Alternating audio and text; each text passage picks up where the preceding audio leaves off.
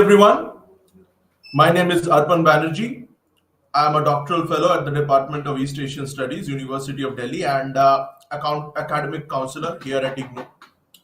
So I welcome you all to today's learning session. So today we'll be starting the paper, Indian Government and Politics, and the code of this paper is BPSC 132. So, before starting the first unit of this paper, let us first discuss the syllabus of this paper. So, in this paper, which is called Indian Government and Politics, the first block which we are going to discuss today is pertaining to approaches to study Indian politics. So herein we are going to discuss three approaches in the three units that are there in this block. So first up, we are going to discuss the liberal approach to study Indian politics, which is what we are going to discuss in today's class. Then in the next class, we are going to discuss the Marxist and the Gandhian approaches to study Indian politics. That is what we are going to discuss in the next class. And then if we talk about the block 2 of this paper, the second block of this paper, it's pertaining to Indian Constitution. We are going to study the Constitution of India, wherein we are going to study the basic features of the Indian Constitution. We're going to study about the fundamental rights. We're going to study about the directive principles of state policy, and also we are going to study about the fundamental duties. So fundamental rights are enumerated in the Constitution from Article 12 to Article 35. That is what we are going to discuss. As part of that, we'll be discussing the right to equality, Article 14. We shall be discussing Article 15, prohibition of discrimination on the basis of religion, race, place of birth, or gender. Then we are going to discuss Article 16 in the fundamental rights that will be pertaining to equality of opportunity in terms of employment.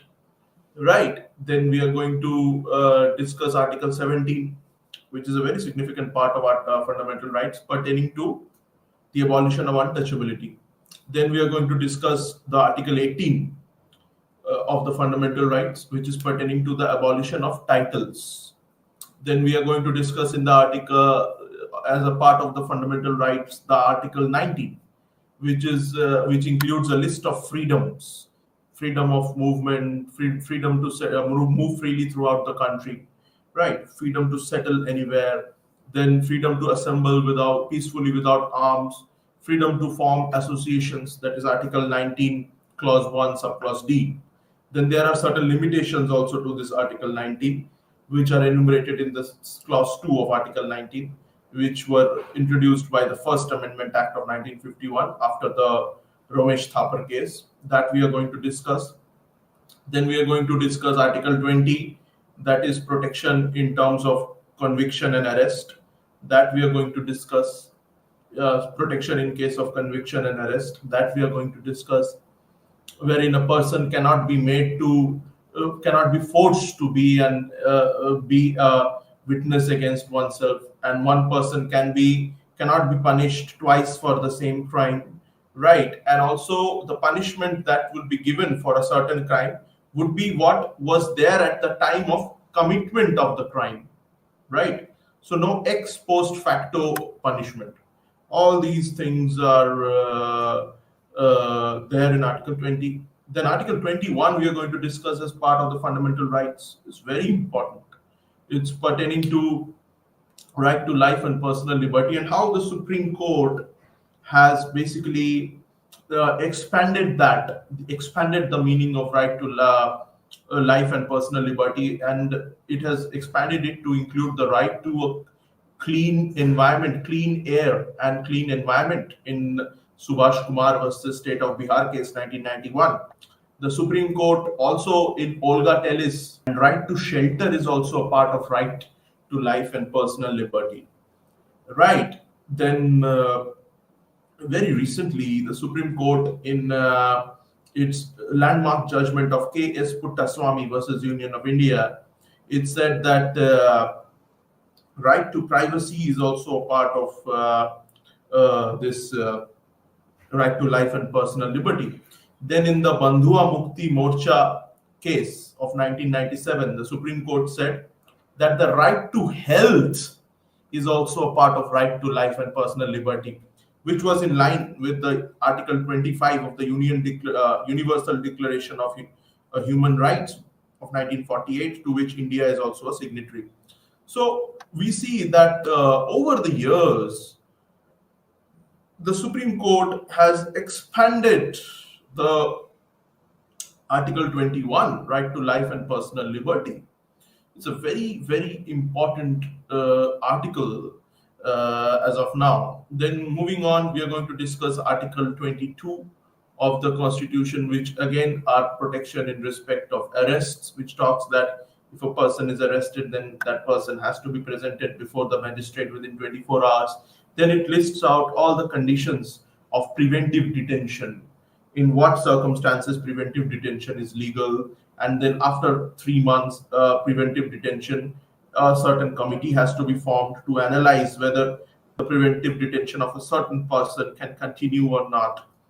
Then Article 23 we are going to discuss, which is prohibition of trafficking in human, and also that is prohibition of human trafficking and forced labor. Then Article 24 we are going to discuss, which is the prohibition of employment of children as workers in factories.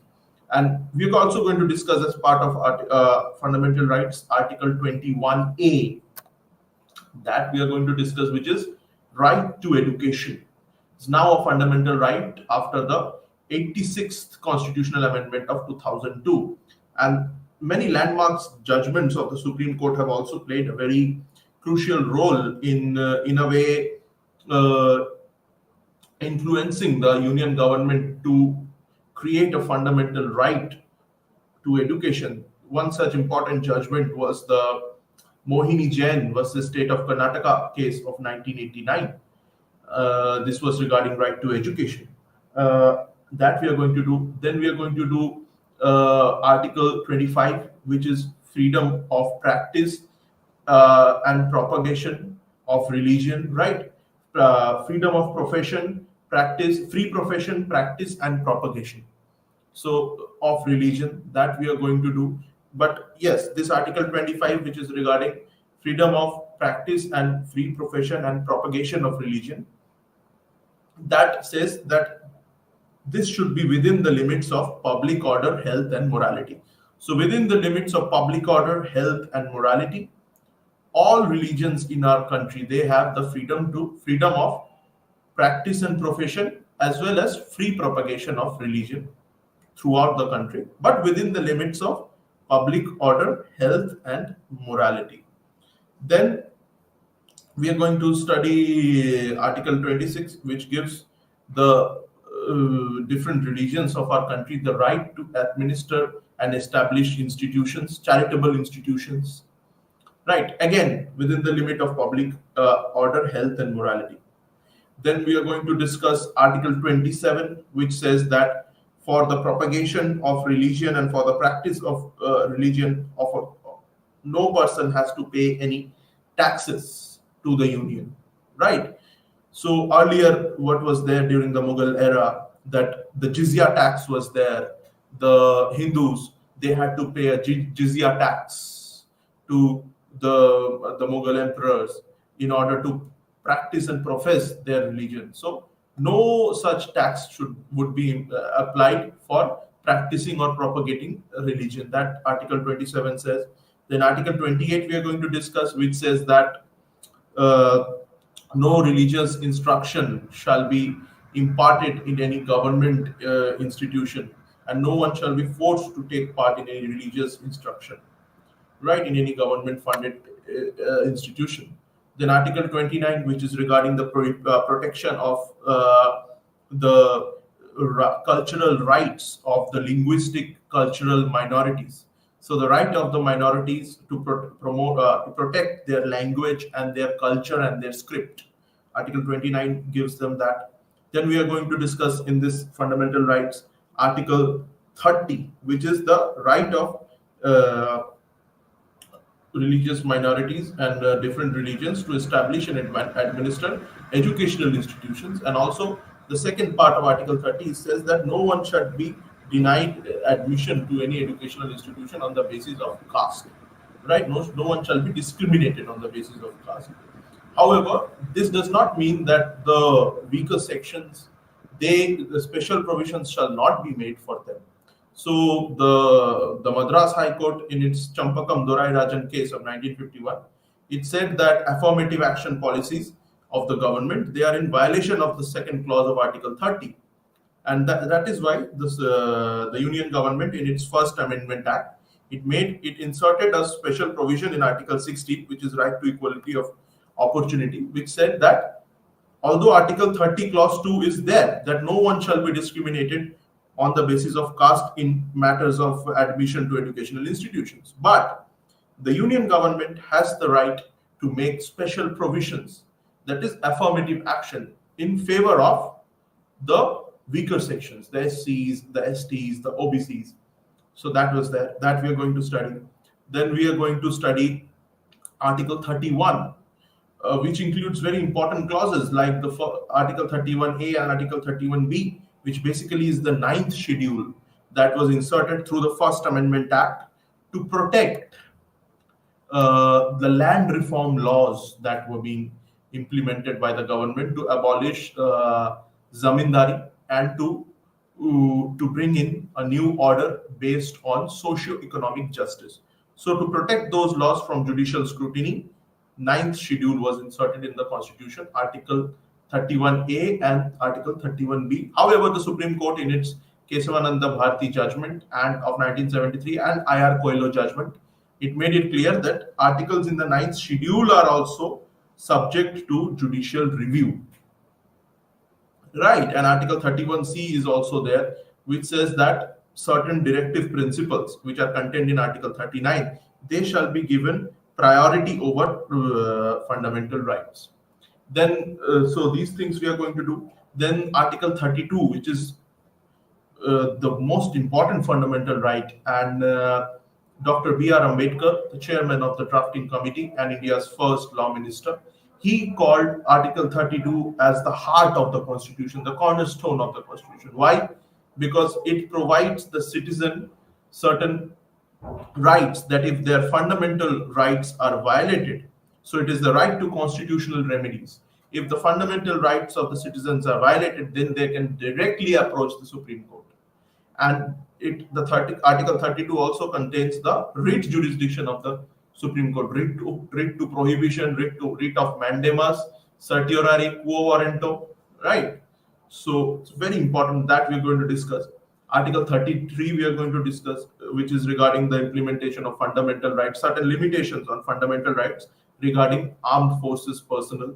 Then Article 34 we are going to discuss, which is regarding the situation of fundamental rights during the martial law, implementation of martial law. So all these things we are going to discuss. And also we are going to discuss Article 359, which talks about how Article 19 and 20 are going to operate during the time of emergency. So these are the things that we are going to discuss. Then moving on, we shall be discussing the directive principles of state policy, which are very important. Although they are not legally justiciable, they cannot be enforced by any court. So Article 37 clearly says that directive principles of state policy, they cannot be enforced by any judiciary. However, they shall act as a guide to in the formulation of government policies. And Article 36, it says that only the Union Parliament can make laws regarding the directive principles, regarding implementing the directive principles. Then Article 38, it talks about how groups of people as well as men and women in the country, they should have equal wage for equal work. Article 39 echoes the same, that men and women, they should be paid equal wage for equal work. And Article 39 also says that the operation of the Indian economy should not lead to the accumulation of means of production, should not lead to the concentration of means of production in a few hands, or it should not cause it should not operate in such a way that it would lead to common detriment, right? Then Article 39 also says that children, they should be protected against moral and material abandonment. Article 39 also says that no one should be forced to enter into such vocations which are unsuitable to their age or strength due to poverty.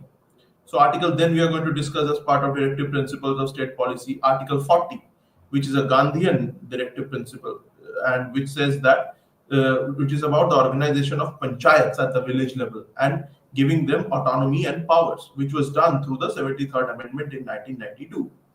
Right? Article 243. Then we are going to discuss Article 241, which is regarding right to work, education, and public assistance in certain cases. So those people who are due to old age and sickness, they are not able to work, they shall be given public assistance according to Article 41. Then we are also going to discuss Article 39A, which was inserted by the 42nd Amendment, which is about providing free legal aid to the disadvantaged and underserved sections of the population. Then we are also going to discuss Article 42, which is about maternity relief and just and humane treatment of workers. We are also going to discuss Article 42A, right? So we are after 42, we are going to discuss Article 42A, which is regarding the involvement of workers in the management of industries. Then we are going to discuss Article 43, which talks about a minimum living wage, giving a minimum living wage to the workers, and also to ensure that their full enjoyment of leisure is there. And also we are going to discuss, and also it says that they should be given full educational and social and cultural opportunities. And the second part of Article 43 is a Gandhian directive principles, which entrusts upon this Indian state a responsibility to organize cottage industries either on a cooperative or individual basis in rural India. Then Article 43A is regarding the participation of workers in the management of industries. This was inserted by the 42nd Amendment of 1976. Then we are going to discuss Article 43B, which is regarding the rights that were given to cooperatives, right, as per the 97th Amendment of 2013. Then we are going to discuss the Article 44, which is regarding the Uniform Civil Code. Then we are going to discuss Article 45, which again is regarding right to education. So Article 45, it entrusts upon the state that it should ensure that parent and guardians, they are providing opportunities for education to their child or their ward between the age of 6 and 14 years. Then Article 47 we are going to discuss as part of directive principles, which basically says that Article 47, it basically says that so after Article 45 we are going to discuss Article 46, which basically says that the state should take steps to ensure the welfare of scheduled castes and scheduled tribe communities as also to ensure their participation in educational institutions as well as in public employment. Then Article 47 we are going to discuss, which entrusts upon the state a responsibility to promote and improve the health care of the country and the health of its citizens, and also to raise the levels of nutrition, and also to prohibit the consumption of intoxicating substances except for medicinal medical purposes. Then Article 48 we are going to discuss, which entrusts upon the state a responsibility to Article 48, which is a part of the directive principles of state policy. It entrusts upon the state a responsibility to organize agriculture and animal husbandry on modern and scientific lines. And this article, it also entrusts upon the state a responsibility to prevent cow slaughter as well as the slaughter of milch and milch cattle, right? That we are going to discuss as part of the fundamental rights. Then we are also going to discuss the Article 48A, which entrusts upon the state. This was inserted by the 42nd Amendment, Article 48A. So this was inserted by the 42nd Amendment of 1976. It entrusts upon the state a responsibility to protect and improve the natural environment and wildlife. And this Wildlife Protection Act was also inserted. So of 1972. So then we are going to discuss the Article 49, which talks about the responsibility of the state to protect monuments and of cultural and historical importance, right?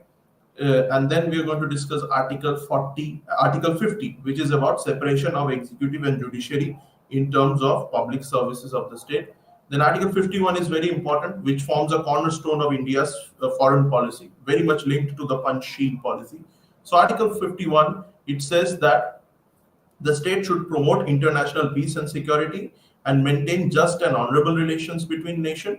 And it should also foster, the Indian state should also foster respect for international norms and treaty organizations in the dealings of organized peoples with one another. And the last clause, it says that the Indian state should promote the resolution of international conflicts through arbitration. Then in this unit, we are also going to discuss the fundamental duties, which are 11 in number. The first one, it says that to abide by the constitution and respect its ideals and institutions.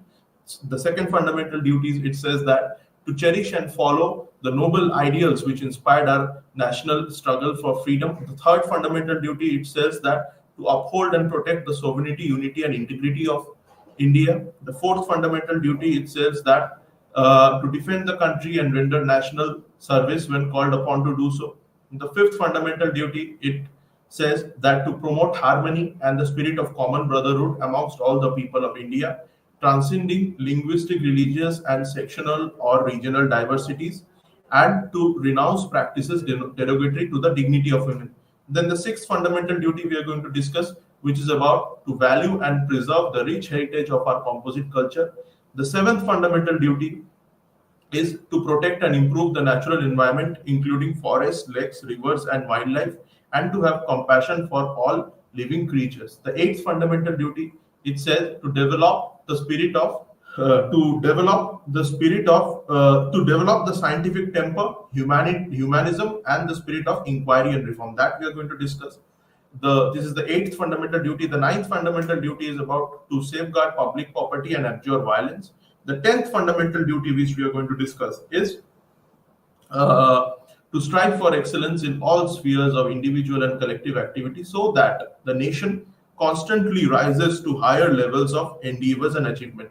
And the 11th fundamental duty, which we are going to discuss, which was inserted by the 86th amendment to the Indian Constitution by the Atal Bihari Vajpayee-led NDA government in 2002. It is one who is a parent or a guardian to provide opportunities for education to his child. And politics, we are going to discuss caste, class, and tribe as part of Unit 10. Then as part of Unit 11, we are going to discuss gender. As part of Unit 12, we are going to discuss workers and farmers. And in Block 5, which is pertaining to religion and politics, we are going to first discuss secularism. And in the 14th unit, we are going to discuss communism.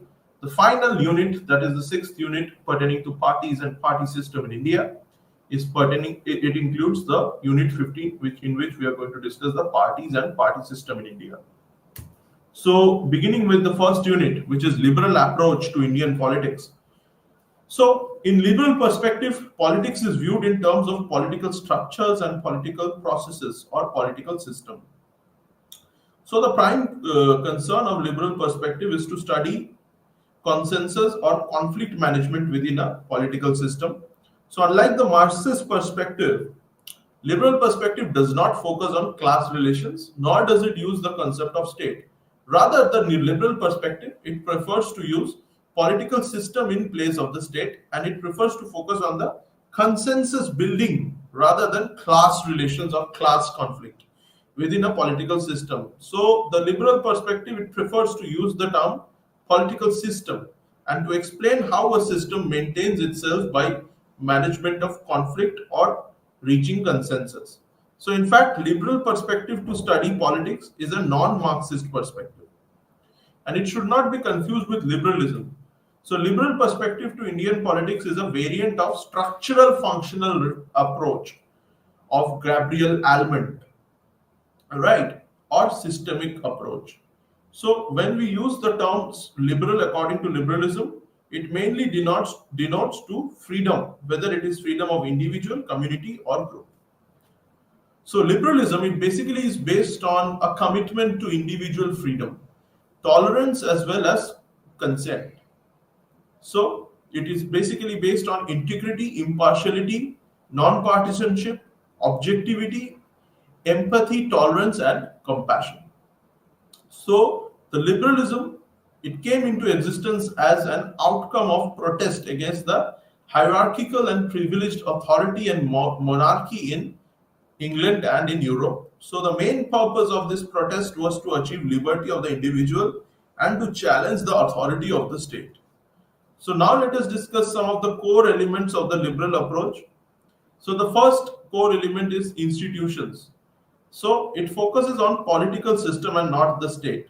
So until Theda Skopkal underlined the need for bringing the state back in the mid 1980s, under the influence of liberal approach as a variant of structural functional approach, the liberal approach, it preferred to use the term political system rather than the state for the polity of a country. So the system, liberal system, it consists of a certain institutions or structures such as political parties, interest groups, or civil society organizations. So these structures and institutions, they interact with social structures such as caste, language, religion, region, tribe, etc. And while interacting with each other, they perform certain functions. Or due to their interaction, certain processes occur where different components of an organization, they conflict and cooperate and reach a consensus. So consequently, a system or institution, it maintains itself. And political institutions, they generally include political parties, pressure groups, legislature, and executive. So indeed, this approach, it dominated the study of Indian politics for around 4 decades from the 1950s. Now let us discuss the second core element of the liberal approach pertaining to processes. So among the processes which this approach studies are the functions which are performed by different institutions and organizations. So these are conceptualized. What are the functions which are performed by these institutions and organizations? They are political mobilization, interest articulation, as well as interest aggregation. So political mobilization, interest articulation, and interest aggregation. These are the processes that are performed by the institutions which the liberal approach seeks to study. Political mobilization, interest articulation, and interest aggregation. So with reference to progress of democracy, the processes are also referred to as democratization, which basically lead to deepening and consolidation of democracy.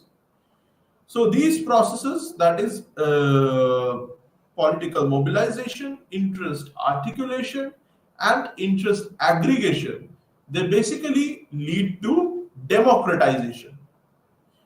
And as democratization through electoral mobilization and political participation.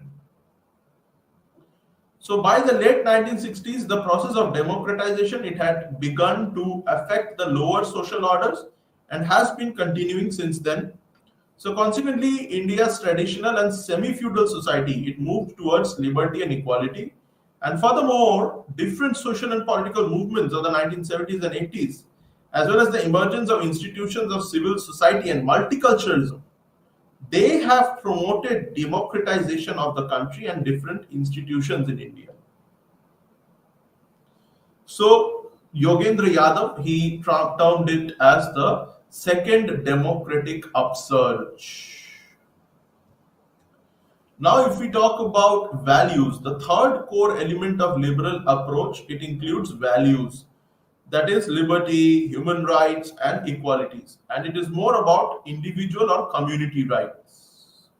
And it's the duty of the state to provide protection to the vulnerable sections, the ethnic groups, scheduled tribes, and minorities. So just as we have discussed earlier in the class, this duty is being done by the Indian state also, and it is entrusted upon it by the Constitution of India as well, Article 29, which talks about protection of the language, script, and culture of the minorities. as well as Article 45, which talks about ensuring the welfare of the scheduled castes and scheduled tribes and their participation in public services and educational institutions. Right, Article 16, which talks about this only, about the duty of the state to provide protection to the vulnerable sections in terms of equality of opportunity. Right, Article 14, it talks about right to equality. Article 15, it entails upon the state a responsibility to prohibit discrimination on the basis of religion, race, caste, place of birth, right, gender. So all these things are there, and also Article 344, that is the eighth schedule. It includes 22 languages which are basically scheduled languages in the constitution to protect the linguistic rights of the ethnic groups as well. Right, Article 335, which tells the state that it is the responsibility of the state uh, to to guarantee the claims of the scheduled tribes and the scheduled castes in the public services, right? And also Article 330, which reserves seats for scheduled castes and scheduled tribes in proportion of their population, and Article 332, which reserves seats in the state legislatures for the scheduled castes and the scheduled tribes in proportion of their population. Article 330, it reserves seats for scheduled castes and scheduled tribes in the House of the People, that is the Lok Sabha, in proportion of their population.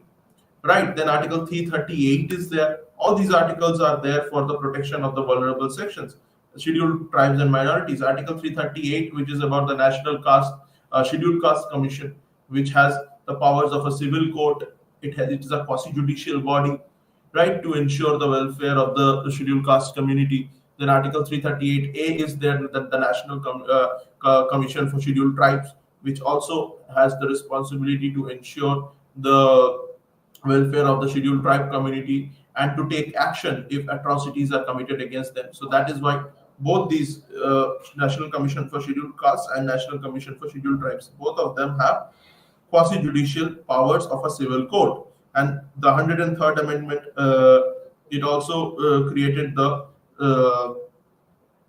so the 102nd Amendment, it also created the National Commission for Backward Castes, right?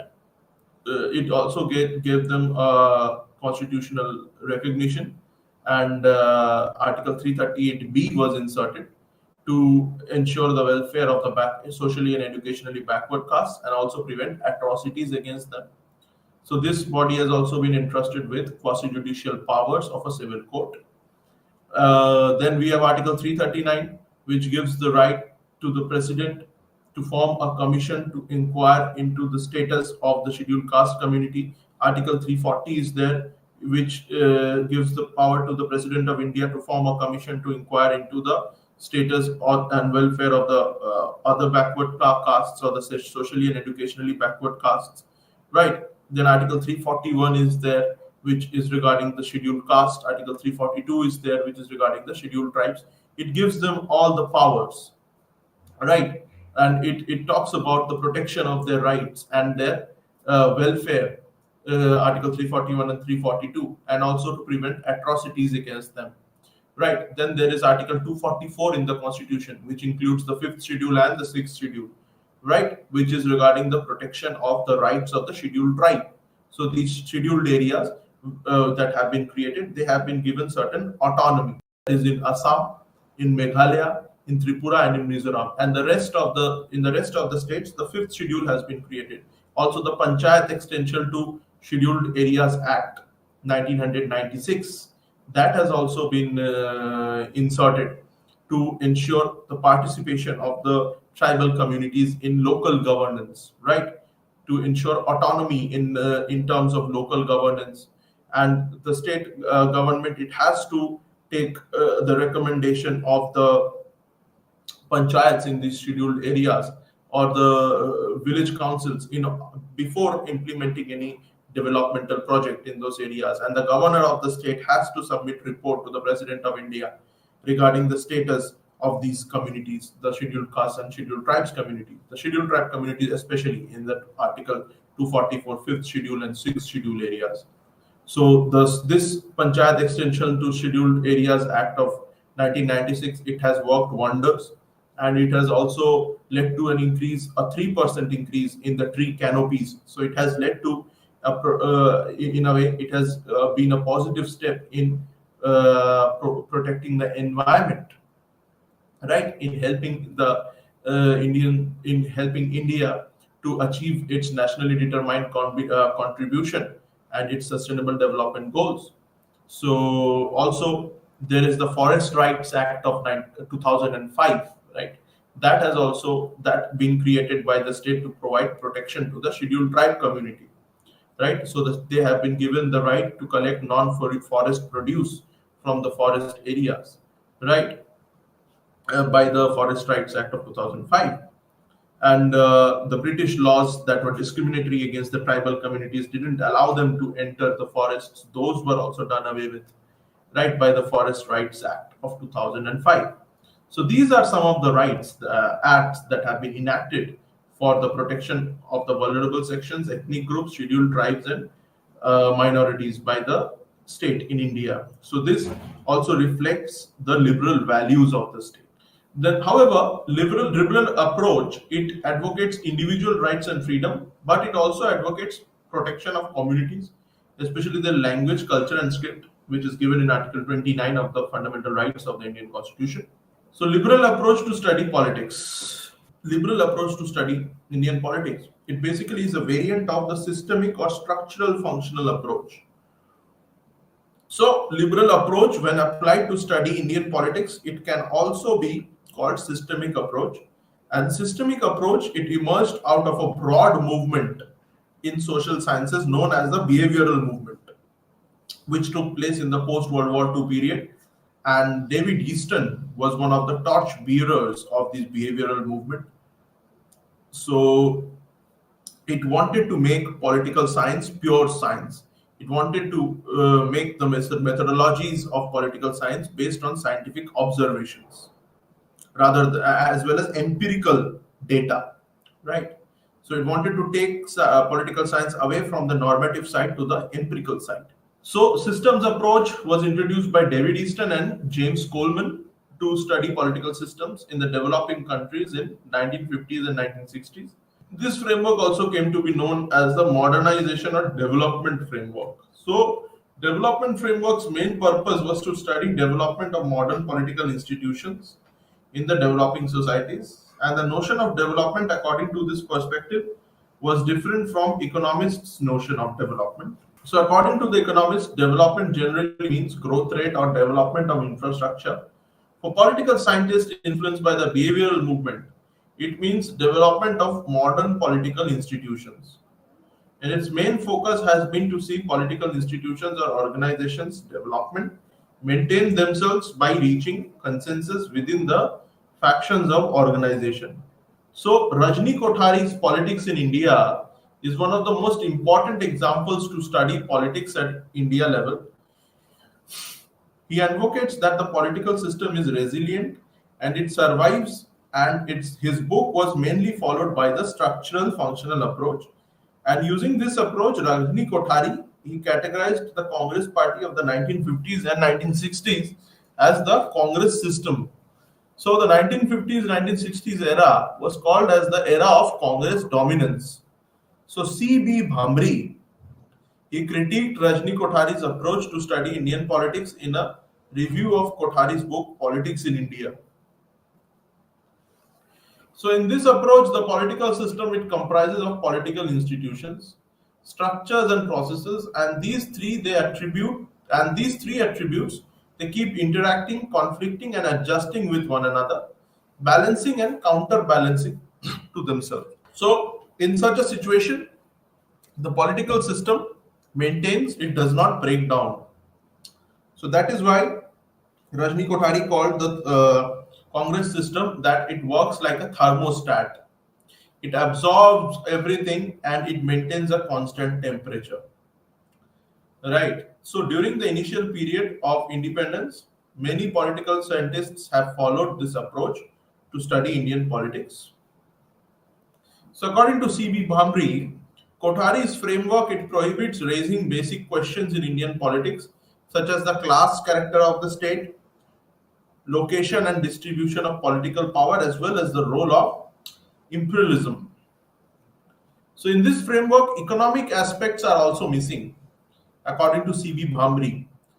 So, Indian politics has been studied without reference of role of the trade unions, the big industrial houses, as well as the lobbies of the rich farmers and landless peasants. So, C.V. Bhamri further adds that Kothari's model of Indian democracy is similar to that of Robert Dahl, which says that society is plural and democratic government operates like a market, and this market is subject to all sorts of pulls and pressure. So, C.V. Bhamri compares Rajni Kothari's model of Indian democracy to Robert Dahl's theory of pluralism. So, C.P. Bhamri further underlines that this limitation in Kothari's analysis is due to the limitation of systematic or liberal approach. So, this approach does not look at the class conflict as a process of social change. Rather, it focuses on how a system maintains itself or a consensus within its conflicting units. In response of C.V. Bhamri's critique, Rajni Kothari suggests that his book is not based on Marxist approach to politics or American brand of functionalist approach. He has used Indian model, which is different from both Marxist and capitalist. That is what Rajni Kothari said. So Rajni Kothari also emphasized that there are two styles of theoretical analysis, that is polar and pluralistic. So Rajni Kothari has used pluralistic analysis to study state politics. So during the 1970s, several individual scholars, in case of studies of individual state or a group of states, they used the systemic framework, and they also included subsystem of state politics, such as political parties, caste, religion, language, leadership, election, and pressure groups. So study of the Congress party presented the most relevant example of applying liberal approach to study party as a system. So Richard Sisson and Paul Brass, they studied the Congress party in Rajasthan and Uttar Pradesh respectively. However, by the end of the 1970s, transformation of the society changed the character and nature of the state. So land reforms, green revolutions, and welfare policies, they were largely responsible for such changes. But the liberal approach was unable to reflect these changes in the study of Indian politics. So Iqbal Narayan, he applied this framework to analyze the state politics in India. So the liberal approach has undergone transformation after the 1970s, and the liberal approach, it can no longer be said to be averse to using the concept of the state instead of political system. So following the return of the state in the 1980s, according to Zoya Hassan, so she observes that there was a return of the state in the 1980s. So when Indira Gandhi, she came back to power, she stormed back to power in 1980s, and many people said that it was a restoration of the Congress system. So following the return of the state in the 1980s, as Zoya Hassan observes, that a section of literature, it focused on the study of the state. So the liberal approach is no longer averse to using the concept of state instead of political system. So in this literature, unlike the classical Marxian perspective, which views the state as an agent of the propertied class, the state has been viewed as an autonomous institution. So state was not an agent of classes or groups. Rather, it functions independently of and in the interest of all groups and classes. So this approach is called the statist approach that Zoya Hassan brought forth. But there are limitations of statist approach because it gives insufficient importance to the role of diverse groups in Indian society. Right.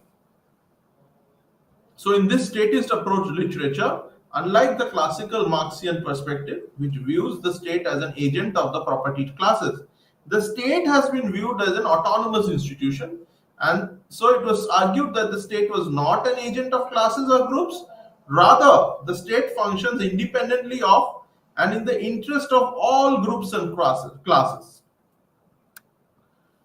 Now we shall discuss the changing scope of liberal approach. So since the 1950s, the liberal approach has changed in the following ways. So first of all, there has been a convergence between its elements of the 1950s, 60s and some elements of Marxian approach. So it is no longer averse to using the concept of state, and it studies the activities which aim to achieve social change or which are concerned with basic democratic values, as well as people's mobilization through civil society organizations, multiculturalism, social capital in electoral politics. So, civil society has emerged as a very important element of studying Indian government and politics. So, the core element of the liberal approach is individual freedom. But when we talk about a nation or a state, it also includes community, as well as ethnic groups, marginalized sections, and protecting the rights of the marginalized sections, which I have discussed in detail in today's class. So, in a democratic country like India, we have certain fundamental rights, and these fundamental rights, they safeguard the basic rights and provide protection to the citizen and to the community. However, there are many cases where states have failed to provide or protect their citizens or institutions. So the liberal approach, it views the role of civil society organizations in relation to democratic rights of individuals. So civil society organizations are different from civil society. As Neera Chandhok explains, civil society is a space that exists between the family and the state. And in this space, the civil society organizations, they basically operate. So the liberal approach, it can help to explain the role of these organizations in democratization of the society or protection of the rights of individuals and groups in the society. That is, what are these rights? Rights of free expression, which is given in Article 19. Freedom to form associations, again given in Article 19, Clause 1, Subclause D. Freedom to dissent, freedom to generate as well as disseminate public opinion. So all these things are there. It also helps us to explain the relationship between the state and the society. Now let us discuss multiculturalism. So liberal approach, it recognizes the rights of not only individuals but also groups. So liberal approach recognizes group rights as well. And in a diverse society, recognition of the rights of diverse groups. What are these rights? The right to representation, which has been which has been by our constitution, by Article 335, by Article 330 and 332, so to the scheduled tribe, scheduled castes and the scheduled tribe communities in the parliament, that is the Lok Sabha and the state legislative assembly respectively. So in our constitution, we can see these multiculturalist values being reflected. Right. So in a diverse society, recognition of rights of different groups, and recently the 106th constitutional amendment, which reserved 33% of the seats for the women, the Nari Shakti Adhiniyam, that was also a reflection of this approach. Right. So in a diverse society, recognitions of rights of diverse groups. What are these rights? Rights to representation and distributive justice is indicative of multiculturalism. So distributive justice is also enshrined in our constitution in Article 38, 39, Article 16, right, Article 335. So all these are reflections of multiculturalism in our constitution. So if we talk about so Bhikhu Parekh, he explains that no multicultural society can or should ignore the demands of diversity. And multiculturalism, it goes beyond the abstracted individual liberal individualism, and it assumes that human beings are culturally embedded.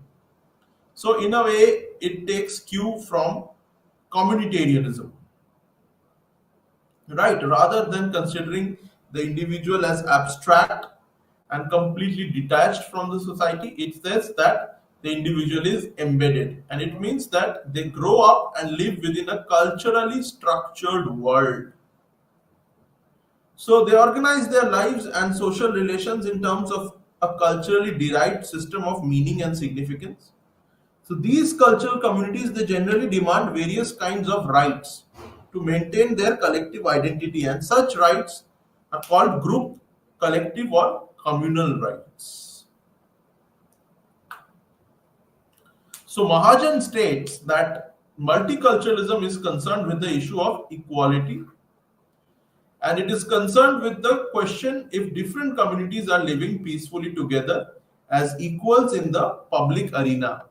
So she states that multiculturalism is different from pluralism or diversity. While pluralism or diversity denotes just coexistence of different groups in the society, but not whether they are related to democratic pursuits or not. That is not being discussed by pluralism or diversity, because it just talks about coexistence of different groups, but not about that whether they are engaged in democratic pursuits or not. But multiculturalism, when we talk about how is multiculturalism different from pluralism or diversity, multiculturalism, it not only talks about coexistence of different groups, but it is necessarily associated with democracy.